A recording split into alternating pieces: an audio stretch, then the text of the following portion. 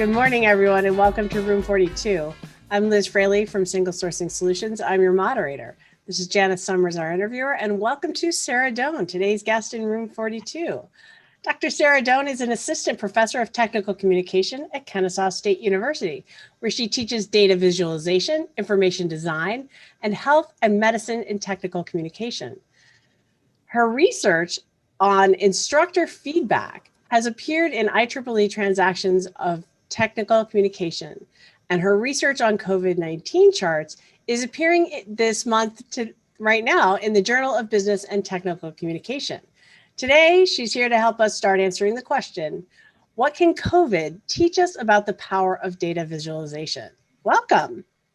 Hi, it's great to be here. Thank you so much for having me. We are so pleased that you're here with us today, Sarah. And what a timely topic when we're talking about graphics and representation of information. And what is it that we've learned over this last year in a nutshell? Well, let's start unpacking it because I know there's a lot of information because there's a lot of use and abuse, right? Mm-hmm. Yes, there is a lot to unpack here about charts and graphs. So one of the big things that has been ever present during the COVID-19 crisis, especially in the United States, is the interplay between data visualization as far as data literacy goes and as far as visual design goes. Those two things need to work together to create quality charts. And we've seen, I know it's cliche at this point to say a pandemic of information. I think Ken Burns just came out with something about that yesterday or today, but there really has been a pandemic of information where people are, maybe creating these charts, maybe sharing these charts without really taking a look at what the data is either implying or what the visuals are implying.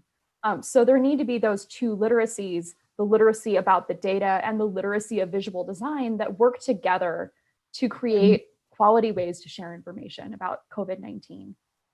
Right.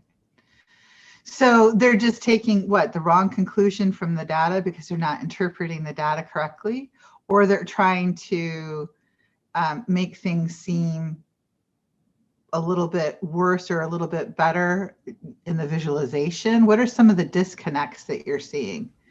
So I will preface this by saying that in all of my looking at charts on the internet, which I spend quite a bit of time doing these days, right, I have never seen a chart that makes COVID look worse than it is.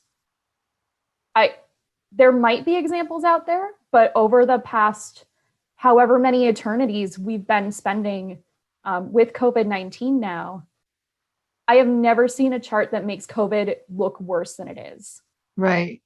I have seen a lot of charts, which some of them I wrote about in my publication for the Journal of Business and Technical Communication, that minimize COVID-19 either through the data or through the design elements that are used. Right.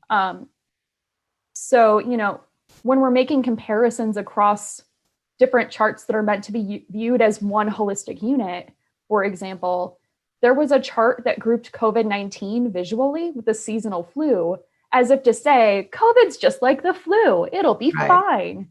And this was in, I believe, March 2020. So right when things were starting to get bad in the United States and we were starting to go into lockdown.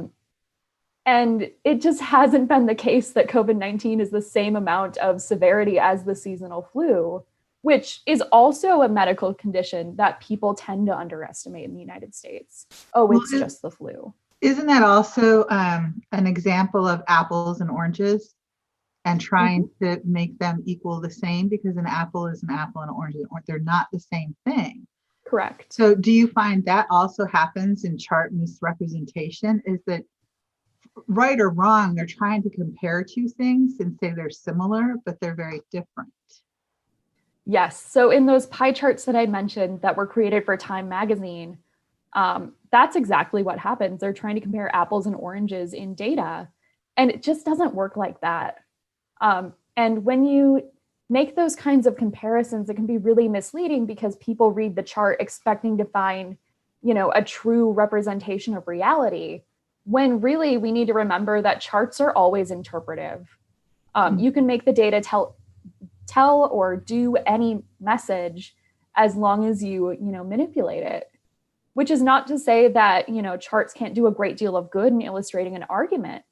But I think additional caution is needed, especially now that programs that are wonderful like Tableau or like even Excel, Microsoft Excel, can create these charts very easily.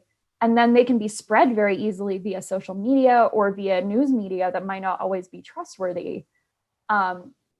So, again, it's another cliche, but these charts have really started to go viral because, people can see them on social media.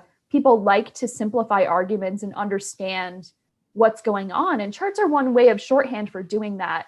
And they can be used in these really amazing ways. Right. For example, sorry, but we as, consumers of content, consumers of information, because we can take on both roles here. We can create, but we all are also consumers. We've got a lot going on in our lives.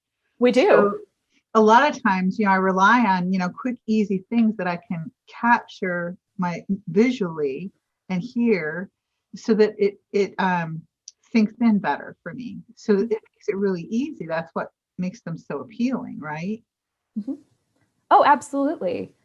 And during the pandemic, there were 2 charts shared in March and April of 2020 that really changed my mind and made me realize, oh, this is going to be big and I need to prepare for lockdown yesterday, even though I knew it was coming back in late February because I was starting to read what was coming out of Wuhan. Oh, okay. So there was this wonderful set of charts done for Reuters International about patient 31 in South Korea. South Korea's contact tracing was so good that they managed to trace the first 30 cases of COVID in the country. And then patient 31, an older woman, thought she was positive for COVID, but refused to go get tested and did things like going to her church for services that lasted multiple hours, and then went with a friend to a hotel buffet and wound up starting a COVID cluster in South Korea that was over 5,000 people who were infected because of her actions. And so these wonderful folks at Reuters did this beautiful visualization where they go through and they trace her actions on a timeline. They're like, this is when she was probably sick. This is when she should have gotten tested. This is when she finally did get tested and stopped circulating in society. And then they're like, here are all the clusters that happened because of her actions. So to see that in charts where they were depicting all the people who were infected with these little people icons was really powerful, because 5,000 of those fills up your whole screen.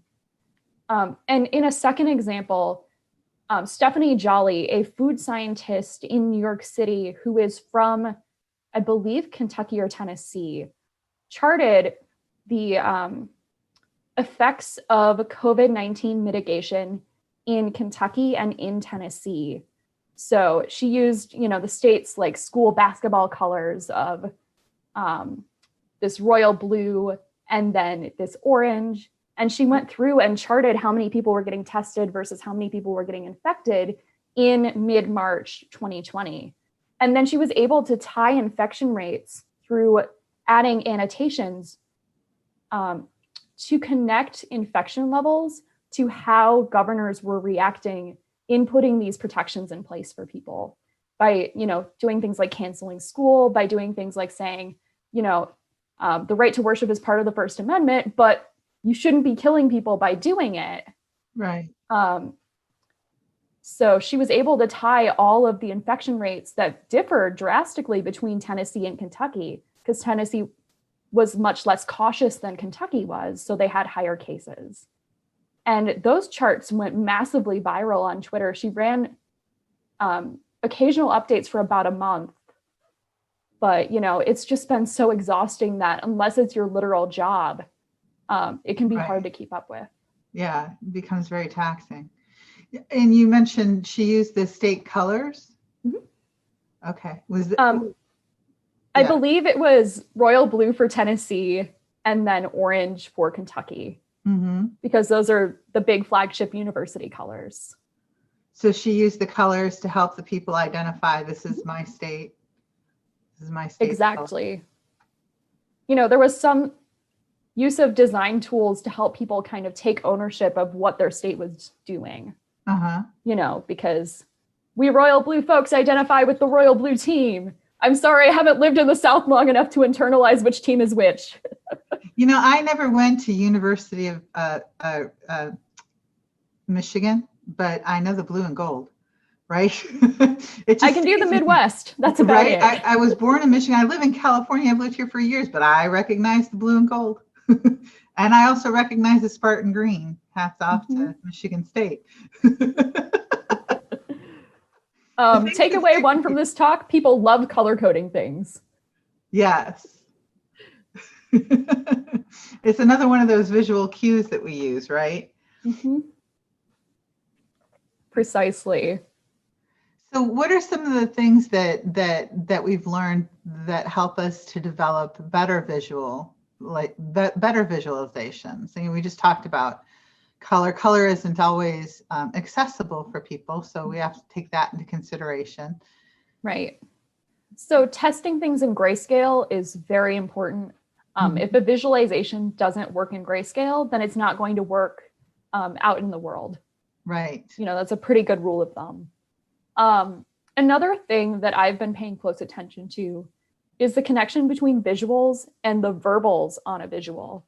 So when I mentioned the chart about Tennessee and Kentucky's COVID policies, that chart would not have been as effective without the verbal cues, what Alberto Cairo calls the annotation layer.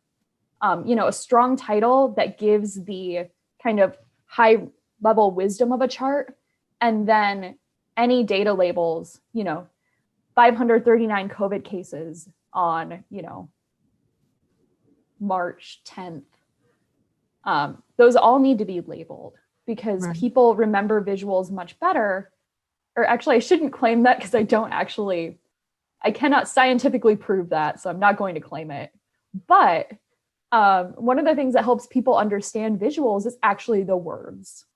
So even though it sounds kind of counterintuitive, a strong annotation layer is what keeps things from getting lost. And especially when things are social or circulating on social media, it's so important to keep all the words with the chart. And Governor Cuomo, who did all of those wonderful media briefings in the state of New York, actually had a problem with one of these charts that I also write about in the JBTC article, where his office created this beautiful chart talking about net hospital admissions in New York City. And his speaking over the chart during the briefing was very, very clear. But those same words weren't necessarily present on the chart when it was circulated by news media afterwards. So it looked like there could have been only 200 more admissions to hospitals in New York City. There also wasn't a good sense of what counted as a hospital because that was back during the big surge in New York City. So are we counting emergency medical centers? Does this include people who might not have the means to access treatment? You know, were they turning people away from the ER? Saying net hospital admissions only 200 more, that doesn't really tell the whole story. So when we're making charts and making these arguments, we just have to be very careful that if things are pulled out of context, some of the context needs to come with or be readily accessible. Another thing that we've learned throughout the COVID-19 pandemic is cite your sources. Just saying this is from the CDC isn't good enough anymore because that website, as much as I love it and as much as I fangirl over the CDC here in Atlanta, the website has some navigational constraints. Yeah.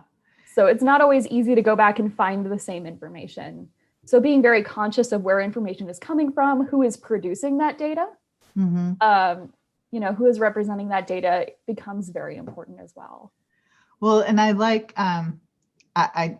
like people to cite sources, and it's funny. I watched Cuomo a lot, especially in the very beginning, and he always had this just the facts. These are the facts. This is, and he, deliver all this information in a factual, right? Citing your sources adds credibility, and if you're not citing your sources, then you lose trust. Mhm. I think then you're just into a world of sensationalism. So you need to be able to back it up. Now, when you talk about data, words going along with the pictures, words and pictures in harmony so that they're not separated, how would you do that? Is it like you'd have like I'm thinking of like technical illustrations and how they have, the bill of materials has the parts list and everything points to something. Is it kind of like having that type of dynamic with a graphic? How would you do that? How would you attach data? That's a great question. I would say not quite, because if I were doing a one-to-one of a technical illustration to a data visualization, that would mean labeling all the parts and saying, this is a bar chart, or this bar shows how much stuff there is. So it's not quite a one-to-one relationship of technical illustration to data visualization. In this, we're labeling the data, not necessarily the visuals. Right. The visuals are there to show, the words are there to explain and to prevent misunderstanding to the extent that it's possible. So instead of, I'm going to look for an example on my little cheat sheet here. If you are charting a line graph that goes up and down of COVID-19 cases, right, you're going to want to put a data label on every single instance of that every time you count cases. Right. So, you might have 33 one day, you might have 61 the next day, you might have 86 the day after that. Right. And so you want to make sure that you're being really transparent how that's being labeled. Okay. And that transparency and those verbal elements, so the word elements, also contribute to better accessibility. One of the things I've been interested in, and I did a little bit of research with some great folks at Iowa State when I was there for my master's degree, is captions. Technical communicators don't always write captions as robustly as they should. And those are really important for blind users, for users who are using screen readers, and just, like I said before, to prevent misunderstanding. So that alternative text, that captions, or those captions, anything we can do to increase our audience here and to enact good universal design principles is, time well spent. Right. And one of the important things that, it's easy to forget. I mean, I think I was conditioned years and years ago, never forget your alt text because it's important, right? It has a lot of meaning, even for people who, because if you have a lot of things that are very visual online, there's people who just don't like a lot of the visuals and they just want the alt text. They don't want to see a picture. They just want to read what that picture is supposed to be about. It's easier for them to chew through information that way. So I've always been trained alt text. Yeah. Captions are key. Right. And I've also been thinking a little bit, fairly informally, about helping neurodivergent users. How can we get people the information we need without overwhelming them? Right. And then alt text also becomes an issue of literal bandwidth. If my computer can't load a visual, but it can load the alt text, that is really important, especially in this weird age where, people might be relying on their internet much more than usual to get necessary information. Right. So a good alternative helps them understand, even though you don't necessarily have to have it could be just I want you to understand the gist of this image. If it's like an emotional thing, I just want you to understand the gist of what this image is. Now, how about like on a global scale, right? Because we're talking about, minimalism, clean writing. Let's talk about this on a global scale as well. how does this impact the audience that you're speaking to? How do you make this these graphs universal? Yeah. I think that's a tough question in some ways, because so many of our visual design cues and our grammar for creating data visualizations is very centered in Western or let me rephrase. The communities I have been involved in have done a lot of data visualization in Europe and in the United States and Canada and Mexico. So that's what I can speak to. I don't ever want to erase the knowledges or erase the data visualization tools used by people in other parts of the world. Right. Which is not to say that this way is absolutely better, because I'm sure that there are really interesting and useful and good ways to visualize data that I'm just not exposed to. Right. Well, and then so there's the thing of, because sometimes you need to localize your graphics. If you want to reach a specific audience, you need to cater to how that audience communicates. Mm-hmm. So those things might be applicable to one audience and not another. Is that true? I mean, when you're talking about medical information, it's really important that you're targeting who you're targeting, right? Correct. Because the point for them to understand. So that becomes the critical part, right? Right. And I do think that good design is somewhat universal, but I also don't want to speak for cultures that are not my own. Right. And I do know that Japan has a long tradition of good information design. And even me using the word good is somewhat loaded here. Rather, it's information design that I respond to because it relies a lot on visual cues that I pick up because of the training that I have. But, I just don't have the expertise to speak on cultures that are not my own. Right. In this instance. All I can do is do my best to do what I think is universal design. And if there are better ways, I definitely want to learn them and respond to them and teach them. Yeah. So I was going to come back because I'm still back on the captions. So it's interesting because sometimes it's captions. A lot of the times, professional and technical communicators call them titles, right? The title on the figure rather than the caption on the figure. And you're right. We don't always write them well, right? Like, here's the table about whatever. It's like, yeah, I can see it's a table. And I've been reading about this the whole time. So I'm pretty sure that's part of it too. Any tips for making, for really writing good captions? That's a great question. So I would say that titles are different than captions. Those are two separate things. The title is, the big picture thing that's happening. New COVID-19 cases per day, for example. Whereas the caption should be explaining what's happening. Captions should be using verbs. Sometimes titles can do that, and it does vary depending on how much space you have, where this is being shared. It's very contextually dependent, but I would say that in a data visualization that I tend to champion, there's a difference between the title, which is the bare bones of what's happening, and the caption, which gives a little bit more depth.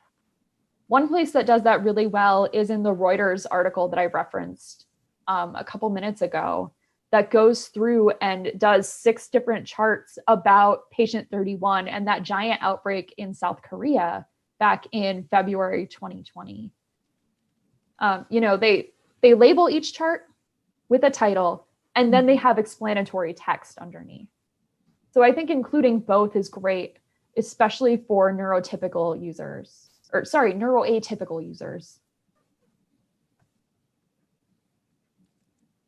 It gives me an idea for a follow-up guest, because I know someone who works with neurodivergent and people looking for work and other things. And sorry to interrupt, but neurodivergent is the word I should have used there. Okay. Yeah. Well, I wrote it down. That's why I got it right. So while we're on that topic, anything that we should like that are easy, I know this is not the right way to say it, but like easy things that we can do immediately that if we're not used to working with neurodivergent users or thinking about them, as none of us, like, unless we're very careful, we have time constraints and we're short, right? What are the key things that we can do like right away that we should be aware of? I would say information should still be complex. Definitely don't want to talk down to people, but presentation should be streamlined and it should be well thought out. I never want to say simple. I don't know that I typically fall into the minimalist camp myself as a designer, but making sure that what you want people to know is emphasized is really important. Keeping structures the same, paying close attention to how information is structured on the page, on the screen. This is not necessarily a data visualization example, but in my teaching for every single class I do, I include a checklist where, these are the tasks you need to do on which day. And students respond really well to that because every week is structured the same.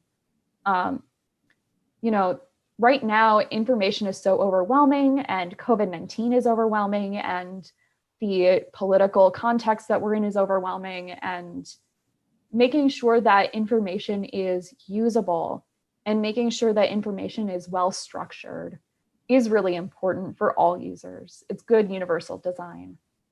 So that patterning, to give it away, thinking about it, when you're making multiple visualizations or multiple charts, do you want to have sort of that same patterning in what you're doing for whatever it is you're delivering, not necessarily across everything you produce, but within whatever it is that you're producing? Yes. You should have some sort of visual grammar. You should have a style sheet. Again, I'm going to talk about this Reuters chart set till the end of time. But, the Reuters article that I'm referencing does it really, really well. You can tell that a unit of one pictograph of a human is one person. And it is usually blue unless it is red for a specific reason. So they use red to represent international travel in this set of infographics and data visualizations, whereas blue is for people who did not travel internationally.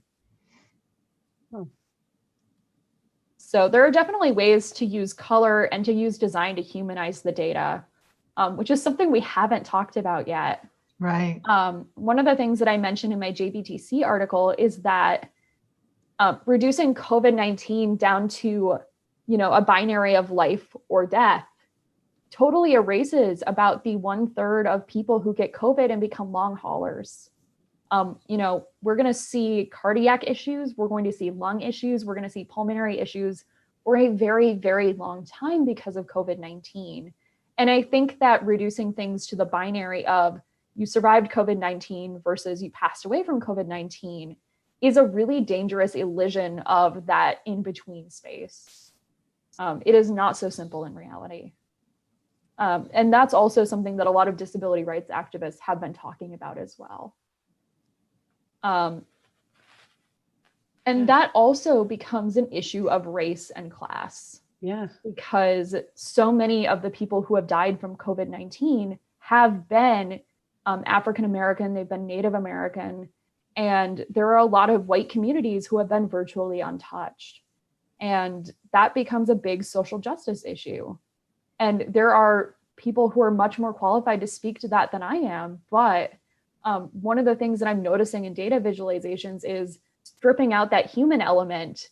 And sometimes the prevailing narrative, especially in March 2020, was, oh, white people are going to be fine. It is not fine to do that. So being able to complexify the data, to humanize the data is so important. And I was talking with my students about that yesterday. We were looking at charts and graphs coming out of Mississippi as far as the ratio of people who have died versus people who have survived COVID or COVID-19 cases. And, you know, the chart visually minimized like this ratio of cases to this ratio of deaths, how many people had passed away. And students and I were like, you know, this is 5,000 people, and they are probably people from the more from marginalized communities. So it's really important to keep that in mind as we think about COVID, as we create public health interventions around COVID, and as we continue to move forward in thinking about public health. Who are the most vulnerable, and how can we design to make sure that we're not just designing for, you know, upper middle class white people? That's what I thought of as soon as you were saying, you know, when you reduce the in-between space, right? That's classically how it happens. Right there. Right. Yeah. Wow. And I think I've got so many to think of. I can't like I'm stopped, you know. Like now I'm thinking. Sorry, go ahead. You know, it is really tempting to reduce things to a black and white kind of thinking, and especially with COVID. And then I'm not even like touching the whole class dynamic of grocery workers. So many grocery workers have gotten COVID. So many delivery people have gotten COVID. It's just a huge problem. Yeah. Farming communities. I think in California, Imperial Valley, which is a lot of farmers, a lot of pickers. Right. Right. Yeah. Oh. So not to bring us out of the seriousness, although because I need to think on all of that. Right. I'm not sure how I can top all of that. It's almost bigger than I can conceive at the moment. And we've talked several times. Like, and I'm still caught short. So let's pivot a little bit and talk about, you know, I know that you've talked about things that go viral and this and that, and that there are things that can sort of push things that way, whether good or for bad, color or words or the way things are laid out. Can you give us a little bit about that? Without trying to talk too much about politics on the day of the inauguration. One of the examples that I look at in my JBTC article is from Fox News in Colorado, Fox 31. And they just butcher this chart. And it went viral in the bad way on Twitter. Someone tweeted, "You can teach an entire semester of how to lie with statistics on the y-axis of this chart, because it tries a logarithmic scale and then starts randomly jumping numbers to minimize visually COVID-19 cases. The area between cases, 33 cases and 129 cases on the y-axis is actually a greater visual distance than the difference between 174 and 344, because they butchered the scale that badly. So I think that even though people love to trash social media, and much of that criticism is warranted, it's still just so interesting how the news media is using charts in this way for very partisan ends that don't benefit humanity unless they are part of this in-group. So I think it's very telling that charts don't just go viral on, or charts don't go viral by themselves. You know, there are human actors, there are robot actors, not in the conspiracy theory sense, but in the Twitter bot sense. And it's just been so interesting to watch misinformation explode. And so the compelling part of that was, look how much it jumped and how much it isn't jumping, right? They're Right. looking at the rise and fall, and that rise and fall is one of the key indicators for us when we look at a chart. Right. Okay. And, you know, the way that they structured this chart, you can visually look at it and say, oh, it's not that bad. Oh, no, it is very bad. It is very bad. And I have just kind of been screaming into the void about this since March of 2020, where, you know, these things are bad. We need to take them seriously. You know, I spend a lot of time thinking about public health interventions and how can we better communicate CDC guidelines to people, because, you know, if you're exposed to COVID, it's not always clear what you should do. So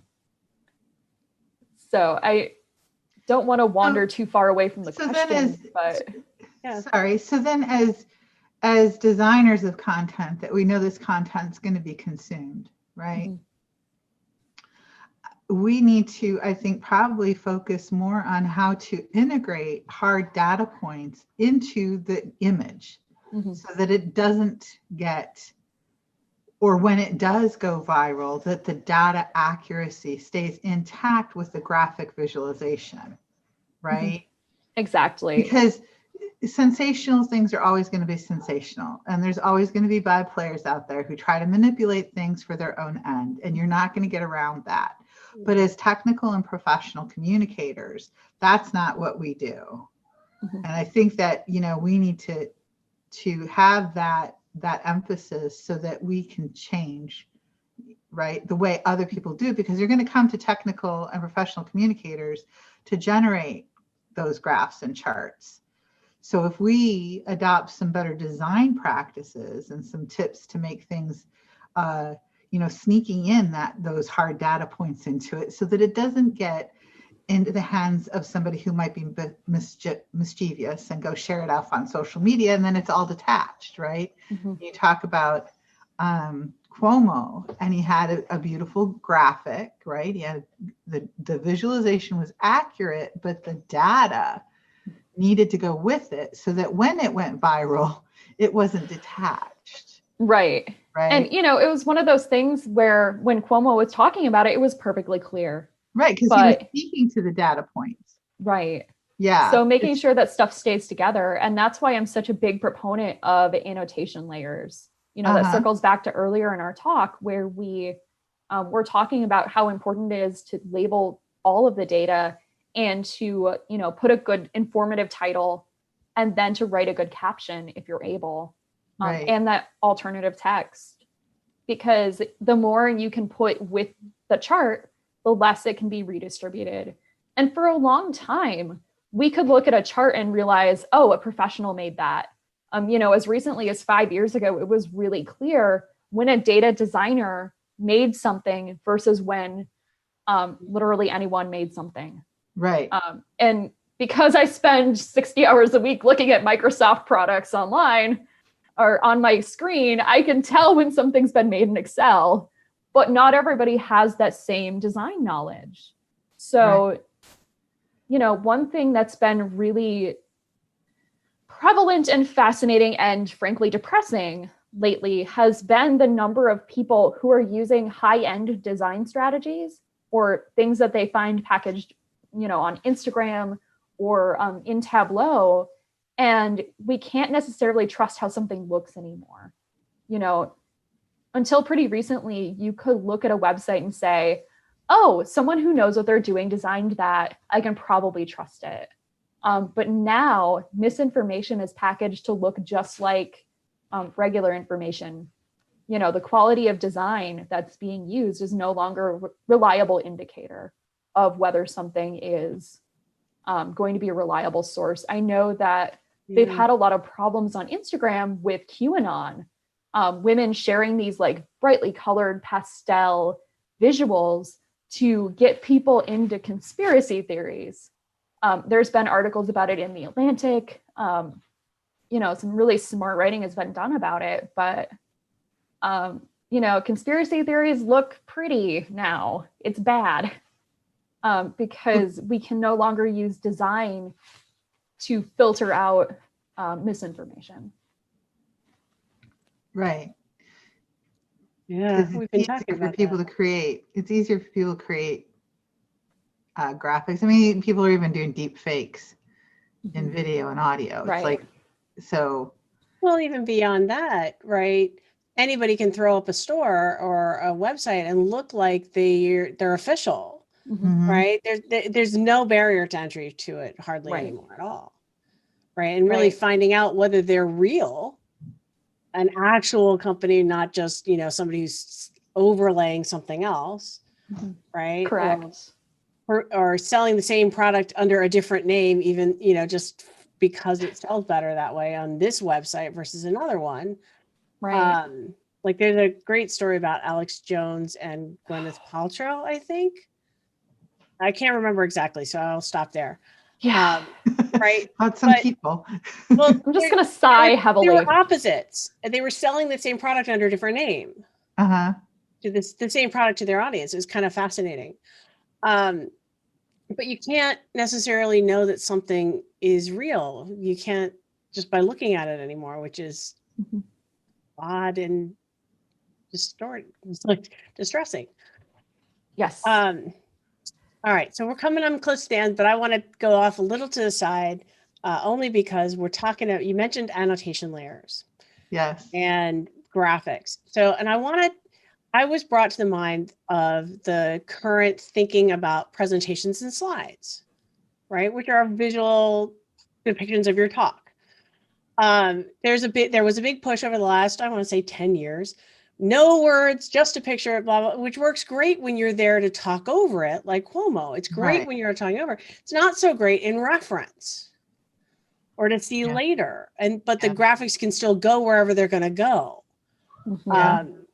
So so annotation layers, like, are there ways to build that stuff in? Should we think about that stuff there too? What do you Again, got that's for going to me? be very contextual and very audience driven. But if you're putting up slides on the internet, you probably want to include those notes in the notes section if you're keeping things in Google Slides or in PowerPoint. There are ways of annotating, including comments on a PDF, for example. Yeah. Personally, I started hating on the pictures only slide trend before it was cool because I need the verbal reminders when I'm talking. Even before the pandemic happened and took 90% of my brain away and replaced it with endless internal screaming.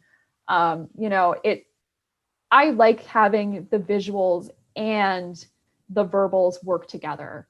And I think there's probably going to be a big push to bring those back together. Or at the very least, that is my taste and preference in design because, I did a lot of grad school and education theory has always been important to me, especially in my research on instructor feedback. And I found that the more you integrate the verbals and the visuals, both written words and spoken words, the better people pay attention and the better people remember. I need both when I am observing a talk. I want people to have both when they're listening to me. I find that especially with students and their attention, I want to honor that by putting things, on the page or screen in front of them while also speaking about it. And it's just good accessibility practice anyway. As you were talking about it, that's what comes to mind. Good design is universal design. When she speaks.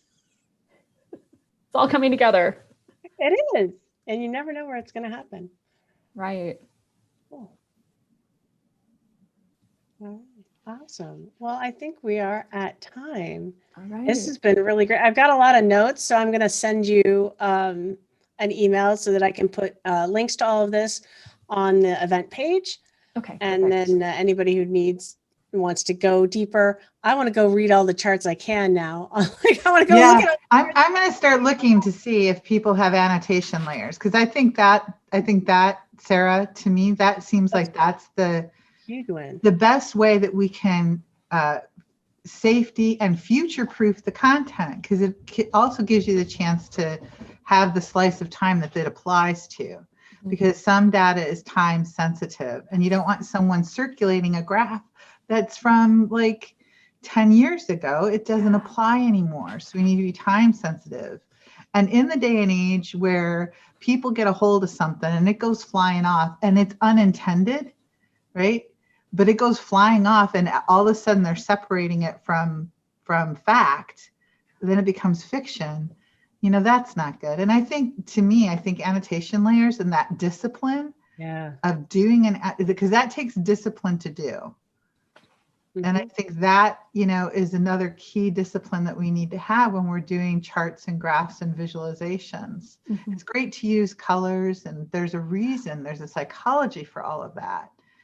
But as truth, you know, because in technical and professional communications, we pride ourselves on truthfulness in the information that we provide. And that's what we're paid to do. And I think that annotation layer gives us that level of comfort that we can be a higher integrity. I agree. And, you know, technical communication is all about ethics and accountability. And we're also word people.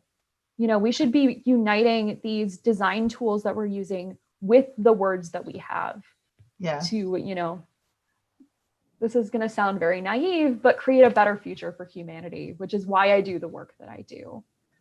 One thing I didn't touch on, but I'll talk about elsewhere, is that in this second golden age of data design, weird charts are back because we have these technological affordances. What's back? Weird charts. Weird charts? Weird charts. And so the annotation layer becomes important because you need to tell people how to read them. Like the one tornado chart of COVID deaths. Yes. Oh, that was a time. April was wild. Yeah.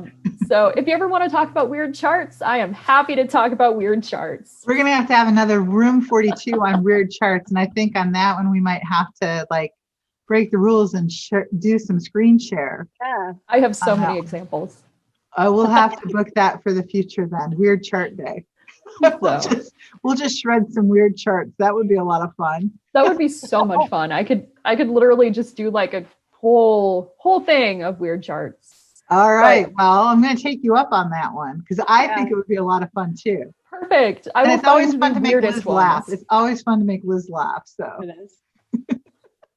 Very cool. Thank you so much for having me. Oh, thank you. It's been a pleasure talking with you. Some really key, important information for all of us. And I hope everyone got some really good tips out of this one. I know I did. Yeah, we're seeing that in the audience too. That was great.